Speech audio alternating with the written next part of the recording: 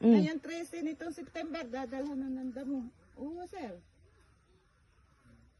Pagka ano eh, nung minsan lag-ari lang kinakausap. Sabi ko, Dito naman pwede, niya. wala naman kaming beneficiary na patayin niyan. Wala po tayong puputuling ano. Wala. Nagtatanim nga tayo eh.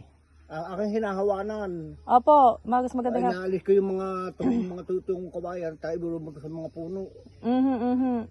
Pero ito na, unahan ay hawan-hawan na. Ano? Hmm. Tatanggalin na lang yung mga binunot na damo.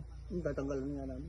Opo. Kaya tutuyo-tuyo lang. Opo. Para Tatay rin baga, yung sabay banda roon ay yung bagay Carabao grass pa o ano? Balikin nyo. May tanim na rin yun. Ano tanim niyo doon? Ayoko na din.